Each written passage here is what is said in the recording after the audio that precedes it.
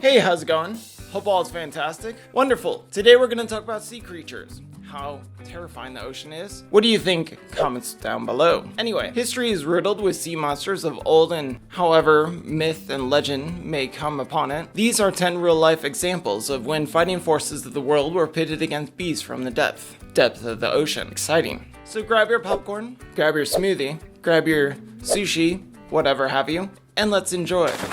Gulf of Tocon. The Vietnam War was initiated after a confrontation between the US and North Vietnamese warships in 1964.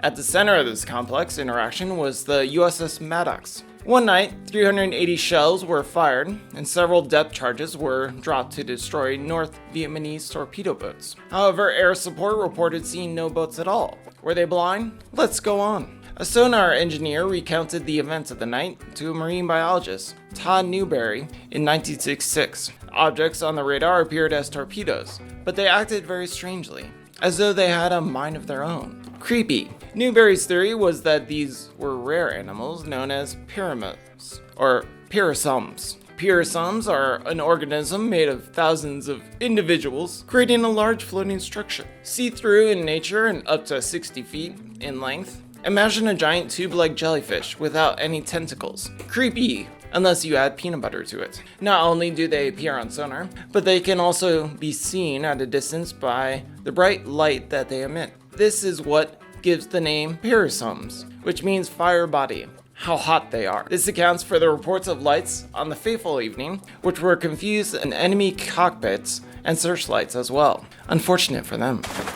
USS Stain Squid incident. In 1978, the USS Stain, a U.S. Navy fleet, was performing special operatives at an undisclosed location in the Pacific Ocean. Its system responsible for identifying submarine threats suddenly went unserviceable. The ship was forced back to the dock, where it was discovered that the sonar system and large slashes measuring 4 feet in length. Within the cuts, large teeth were found as well. On closer inspection, teeth-like structure were identified as claws from Squid's suction cup. Not Squidward. Well, maybe it's Squidward. Who knows? Largest squid discovered by scientists were almost 43 feet long and weighed over 2,000 pounds. The claws taken from the USS Stein are said to belong to a squid more than 3 times its size. Navy biologist F.G. Wood would investigate the claws and could not rule out the possibility that was undiscovered species new to science. The largest specimen of squid are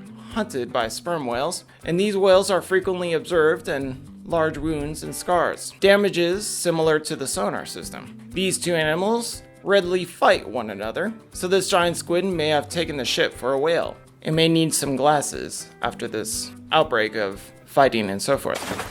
At the beginning of 1940s, at the peak of Second World War, shark attacks were considered by the research and development branch of the US Navy. It was concluded that sharks were not interested in strange objects floating in the sea and insignificant danger to personnel. A sinking vessel would be compelled with loud communication, which was incorrectly assumed to drive sharks away. The truth that sharks have not been encountered is in early war times. Naval encounters of World War I were fought in freezing waters. It was not until the naval battles of World War II in tropical waters that sharks became an issue. Those bastards of sharks. In the case of Lieutenant Arthur George Reading, I'm not quite sure if you read a lot, but George Reading, anyway, who survived the crash landing of his plane at sea with Radion, Everett Hardin, Allman, sharks were most definitely an issue. After crashing in 1943, Reading described how he spent 16 hours fighting off sharks with his binoculars. He watched Allman become wounded. A cloud of blood filled the water,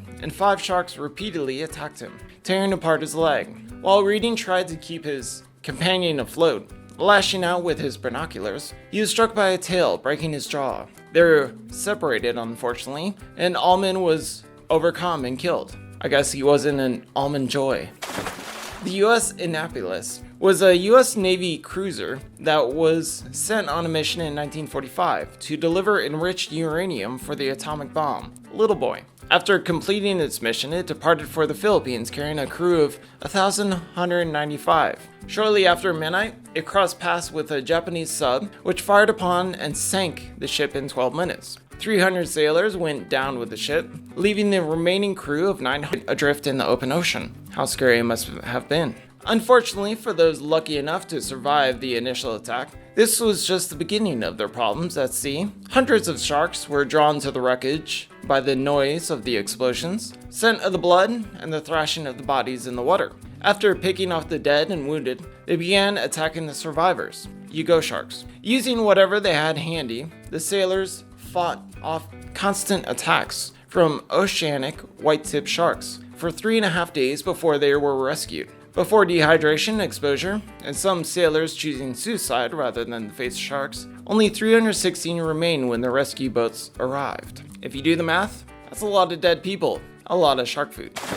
Dolphins and whales have been used by several militaries since the early 1960s, surprisingly. With training, they can carry out many useful tasks, such as delivering tools, identifying torpedoes and mines. Dolphins can be trained to remove face masks from divers, forcing them to surface as well. Alternatively, it can take them employing a flotation buoy or attaching a clamp to their leg, whereby a boat can quickly reel them in. Rumors indicate that dolphins can be fitted with a face harness to which a choice of lethal option can be fixed, including pistol bang sticks, and the explosion gas inspection, and the explosive gas injection of a wasp knife. Most recently, in Palestine, evidence has been supplied by Hamas, showing a dolphin face harness that has a spear gun attachment. According to Hamas, this belonged to an Israeli dolphin, referred to as a hostile aquatic unit, that chased one of their divers. I'm curious what their name was for this dolphin. Maybe the Skibidadoodah, or whatnot. On April 30th, 1918, Captain Guinarth Kush and his crew were captured by the British warship, the HMS Corpus. When questioned, Kirsch told the British his submarine was damaged and not able to dive, claiming the sub had received damage during an attack from a sea monster. The creature was described as horned with small and deep-setted eyes, masses of monstrous teeth, and a small head. The huge and adaptedly odd-looking creature climbed onto the vessel, causing it to take on water, because it's fat booty. However, with the release of records, the truth has been revealed. A crew member named Gushman recalls how Kirsch had been chilly insisted on a heater and being filtered onto the officer's compartment.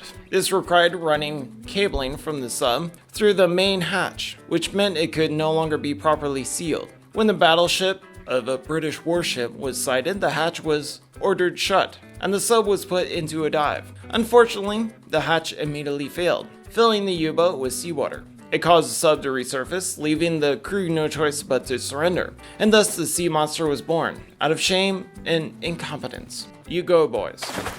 Russian Arctic expeditions have been truly amazing the past centuries. A vast amount of Russia lies within the Arctic Circle, and the military and research activities that are facilitated by a section of the Russian Navy called the Northern Fleet. Landing on many of the islands, if you were even able to, you were immediately come face to face with hungry bears. And if you had a Coca-Cola, no worries, they'd eat you anyway. A Russian reporter recalls the expedition to Alexander Land. The beast began to pursue us, not retreating a single step. He did not react to rocket launchers, screams, shots in the air. Intense hunger has driven the bears to ignore basic instincts in the pursuit of food, just like if they had McDonald's. However, when they attempted to land on another island in 2019, it was not bears that caused the problem, but walruses. A large male can weigh the same as a Dodge Charger, 4,400 pounds. Before the landing craft could reach Wolfscrutch Island, it was interpreted by an angry walrus. It was suspected that this was a mother walrus attempting to protect her young. The walrus managed to board and sink the small boat. Luckily, the crew was close enough to land for everybody to make it safe to shore. They were then rescued by the well-coordinated actions of the Northern Fleet servicemen. You go, walrus. During the 1970s, Ohio-class submarines were on a part of America's nuclear deterrent triad, the land, air, and sea delivery system for automatic